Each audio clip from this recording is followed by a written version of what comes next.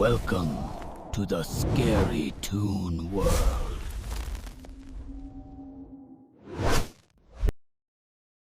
जिले का सिविल अस्पताल शहर से लगभग 3 किलोमीटर दूर एक पुराने इलाके में बना हुआ था। अस्पताल की दीवारें पीली पड़ चुकी थीं और जगह-जगह से प्लास्टर झड़ चुका था। दिन में यहाँ मरीजों की भीड़ रहती थी, लेकिन रात होते ही ये जगह अजीब खामोशी में डूब जाती थी। अस्पताल के सबसे पीछे एक छोटा सा पोस्टमार्टम हाउस था। पोस्टमार्टम हाउस में 3 दरवाजे थे। पहला दरवाजा, जहां से डॉक्टर और स्टाफ आते जाते थे। दूसरा दरवाजा, जहां से शव अंदर लाए जाते थे। और तीसरा दरवाजा हमेशा बंद रहता था। उस दरवाजे पर जंग लगा बड़ा ताला लगा हुआ था। कहते थे कि उसे कभी नहीं खोलना चाहिए। नई डॉक्टर। उसी अस्पताल में नई पोस्टिंग हुई थी डॉक्टर नेहा वर्मा की। उम्र करीब 30 साल। फॉरेंसिक विभाग की नई डॉक्टर। वो पढ़ी लिखी, आत्मविश्वासी और विज्ञान पर भरोसा करने वाली लड़की थी। भूत प्रेत जैसी बातों पर वो बिल्कुल विश्वास नहीं करती थी।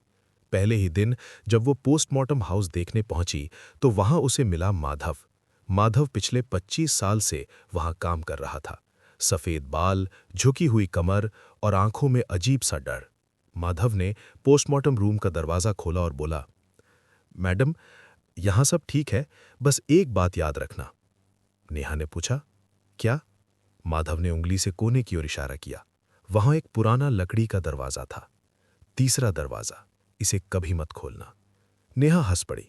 क्यों? अंदर भूत है क्या? माधव का चेहरा अचानक गंभीर हो गया। मैडम, जो भी इसे खोलता है वो ज्यादा दिन नहीं रहता।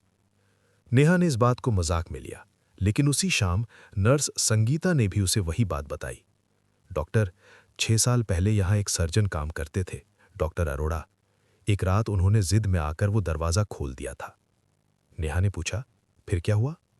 संगीता की आवाज धीमी हो गई। उसके बाद डॉक्टर अरोड़ा बदल गए। वो हमेशा कहते थे कोई उन्हें देख रहा है।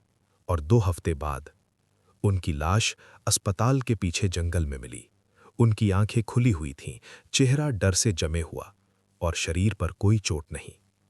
एक रात नेहा की नाइट ड्यूटी थी। रात के करीब 2:30 बजे अस्पताल लगभग खाली था। पोस्टमार्टम रूम में सिर्फ नेहा और माधव थे। तभी अचानक लाइटें टिमटिमाने लगीं। नेहा ने पूछा, ये क्या हो रहा है? माधव धीरे से बोला, मैडम, आज अमावस्या है।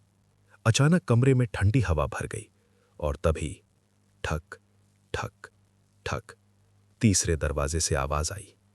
नेहा ने टॉर्च उठाई। कौन है वहां? कोई जवाब नहीं, लेकिन आवाज फिर आई, ठक ठक, जैसे कोई अंदर से दरवाजा खटखटा रहा हो। माधव डर गया। मैडम, मत जाइए। लेकिन नेहा आगे बढ़ गई। उसने दरवाजे के पास जाकर कान लगाया। अंदर से किसी लड़की के रोने की आवाज आ रही थी, धीमी, टूटी हुई, दर्द से भरी। नेहा का वैज्ञानिक दिमाग अब जिज्ञासा से भर गया। उसने ताले को देखा। ताला बहुत पुराना था। थोड़ा सा जोर लगाते ही वो टूट गया।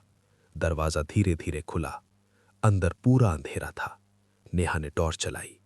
अंदर एक छोटा सा कमरा था और कमरे के बीचों बीच एक पुरानी लोहे की टेबल।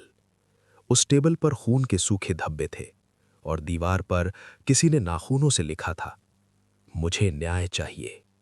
तभी अचानक पीछे से दरवाजा धड़ाम से बंद हो गया। टॉर्च बुझ गई और अंधेरे में नेहा को लगा जैसे कोई उसके बिल्कुल पीछे खड़ा है। धीरे धीरे किसी ने उसके कान के पास, तुम मेरी मदद करोगी? नेहा का दिल जोर जोर से धड़कने लगा। वो धीरे से मुड़ी और उसके सामने एक लड़की खड़ी थी। फटे कपड़े, खून से सना चेहरा और खाली सफेद आंखें। अगले दिन नेहा ने अस्पताल के पुराने रिकॉर्ड खंगाले। उसे पता चला कि 10 साल पहले वहां एक नर्स राधा की हत्या हुई थी। उसके साथ अस्पताल के ही कुछ लोगों ने अत्याचार किया था और उसके बाद उसकी लाश को छुपाने के लिए उसी कमरे में पोस्टमार्टम कर दिया गया। मामला दबा दिया गया। कोई जांच नहीं हुई। राधा को न्याय नहीं मिला। नेहा ने तय किया कि वो सच्चाई सामने लाएगी। उसने पुलिस में केस दोबारा खुलवाया। पुराने स्टाफ से पूछताछ हुई और आखिरकार असली अपराधी पकड़े गए। जिस रात अपराधियों को सजा हुई, उसी रात पोस्टमार्टम हाउस में एक अजीब घटना हुई। तीसरे दरवाजे के अंदर से तेज हवा चली और दरवाज़ा खुद ब खुद बंद हो गया। उसके बाद कभी वहां से कोई आवाज नहीं आई।